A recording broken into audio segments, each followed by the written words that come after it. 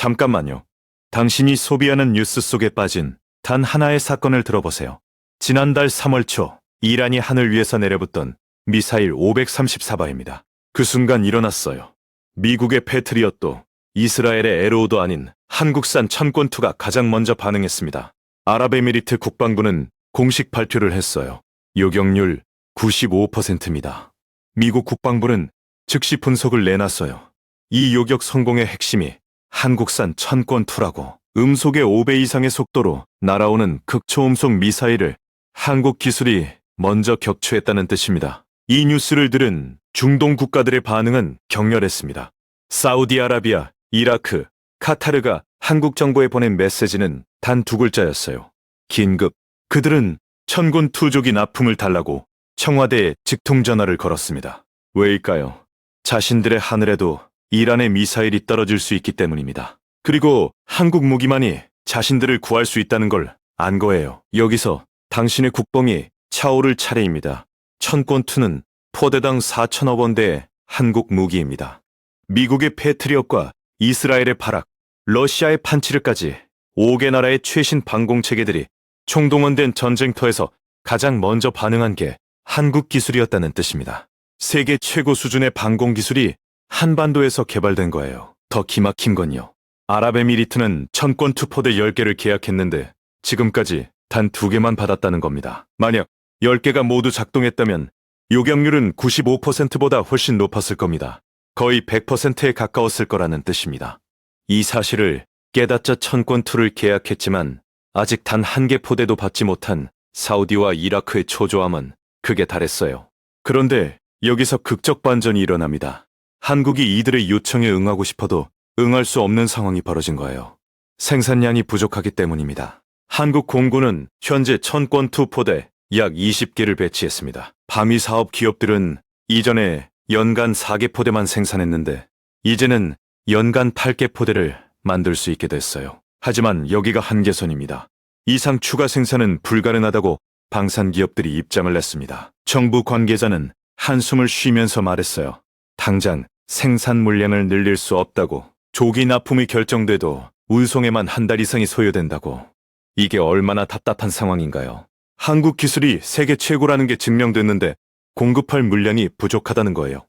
그럼 이제부터 당신이 알아야 할 더 깊은 이야기를 시작해 볼게요. 천권2가 정말 뭐길래 이토록 각광받는 걸까요? 천권2의 이름부터 풀어보겠습니다. 천권은 천텐의 궁궁입니다. 하늘의 활이라는 뜻이에요. 우리 조상들이 하늘을 향해 화살을 날렸던 것처럼 현대전에서는 미사일로 적의 항공기와 미사일을 하늘에서 격추한다는 의미를 담고 있습니다. 천권2가 개발되기까지의 여정은 대단했어요. 천권1은 1998년부터 개발이 시작됐습니다. 항공기 요격이 주 목표였어요. 북한의 전투기들을 상대하기 위함이었습니다. 하지만 시간이 지나면서 위협의 성격이 바뀌었어요. 탄도미사일입니다. 북한이 점점 더 정교한 탄도미사일을 개발해 나가자 한국군도 천권을 개량하기 시작했어요. 그 결과물이 천권2입니다. 천권2가 이전 버전인 천권1과 다른 점은 뭘까요? 바로 탄도미사일 요격 능력입니다.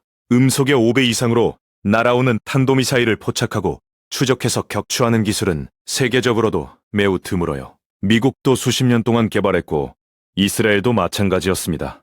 한국이 이런 기술을 보유했다는 것 자체가 얼마나 대단한 성과인지를 보여줍니다. 구체적으로 천권2의 성능을 분석해 보겠습니다. 유효 사거리는 약 20km입니다. 비행기로 따지면 서울에서 인천공항까지의 거리와 비슷해요. 그 거리 안에서 미사일이 표적을 추적하고 격추합니다. 요격 고도는 15km 이상입니다. 민항기가 날아다니는 높이가 대략 10km이니까 그보다 더 높은 고도의 표적도 요격할 수 있다는 뜻입니다. 유도미사일의 최고 속도는 마하5입니다. 음속의 5배 속도로 날아간다는 뜻이에요. 초당 5km의 속도로 날아온다는 의미입니다. 100km 떨어진 곳을 20초 만에 날아갈 수 있다는 뜻이고 그 과정에서 표적을 정확히 요격해야 합니다. 그런데 여기서 더 놀라운 점이 있어요. 천권2 한 포대의 가격은 포대당 4천억 원대입니다. 미사일 한 발의 가격은 약 15억 원입니다. 반면 미국의 패트리엇 미사일은 한 발에 50억 원에서 60억 원입니다. 천권2는 패트리엇의 4분의 1 가격인데 성능은 동등 이상이라는 뜻입니다. 이게 가성비의 압도적 우위입니다. 마치 같은 가격의 소형차를 사는 건데 대형차 성능을 얻는 거와 같아요. 이제 천건2가 막아낸 이란의 미사일들이 어떤 것들인지 살펴봐야 합니다. 왜냐하면 이게 천건2의 진정한 가치를 보여주기 때문입니다. 이란이 발사한 미사일 중 가장 첨단인 것은 파타후입니다. 파타후는 페르시아어로 정복자라는 뜻입니다. 그 이름처럼 이 미사일은 극도로 위험한 무기입니다. 마하 13에서 15의 속도로 날아옵니다. 음속의 13배에서 15배 속도예요.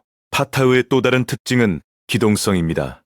대기권을 벗어났다가 다시 돌입하면서 경로를 자유롭게 조정할 수 있어요. 마치 날아다니는 공을 손으로 조종하는 것처럼 미사일의 궤적을 바꿀 수 있다는 뜻입니다. 이런 미사일은 기존의 방공망으로는 요격하기 매우 어렵습니다. 그 다음이 샤하브3입니다. 샤하브는 이란의 주력 중거리 탄도미사일이에요. 코람샤르라는 신형 미사일도 있어요. 이란이 준비 중이라는 것만으로도 충분히 위협적입니다. 그럼 여기서 생각해보세요. 이런 극도로 첨단이고 위험한 미사일들을 요격해야 하는 방공망의 난제가 얼마나 큰지 말입니다. 그런데 천건2가 이걸 해냈어요. 미국 국방부가 공식적으로 인정한 바입니다. 이게 얼마나 대단한 기술인지를 이해하려면 방공망의 작동 원리를 알아야 합니다. 방공체계가 작동하는 과정을 비유로 설명해 드릴게요.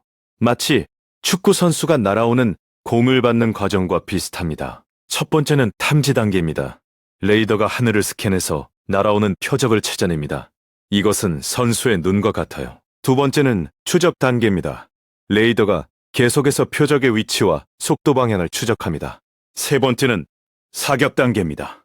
유도 미사일을 발사해서 공중에서 표적과 충돌시킵니다. 이 세 단계가 모두 완벽해야만 표적을 격추할 수 있습니다. 한 가지라도 실패하면 미사일은 표적을 놓쳐요. 이제 역사적 맥락을 살펴봐야 합니다.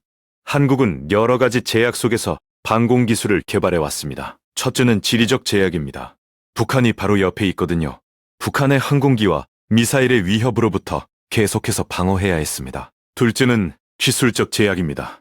미국 기술과 호환되어야 했고 어떤 부분은 한국의 독자 기술을 개발해야 했어요. 셋째는 경제적 제약입니다. 미국이나 유럽처럼 천문학적 예산을 투입할 수 없었거든요. 그럼에도 불구하고 한국은 이런 제약 속에서 세계 수준의 방공 기술을 개발해냈습니다. 한국이 국산 무기를 개발하기 시작한 시기는 1970년대입니다. 니크슨 독트린 이후 자주 방위의 필요성을 절감하게 됐습니다. 20년이 지난 지금 천건2는 세계 최고 수준의 방공 미사일이 됐습니다.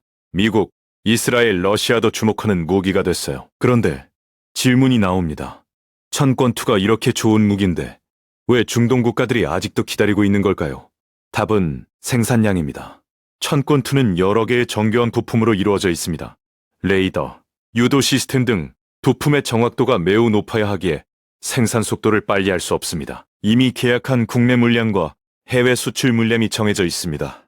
새로운 주문에 응하려면 기존 일정을 미루거나 국내 물량을 줄여야 하는 정치적 문제입니다. 한국은 소비 석유의 80%를 중동에서 수입합니다. 매일 수십억 달러 규모의 석유가 호르무즈 해협을 통과해서 옵니다. 만약 중동 정세가 불안정해져 호르무즈 해협이 폐쇄되면 한국 경제는 심장박동이 멈추는 것과 같아요. 또한 중동에는 6만 명이 넘는 한국 노동자들이 파견되어 있습니다.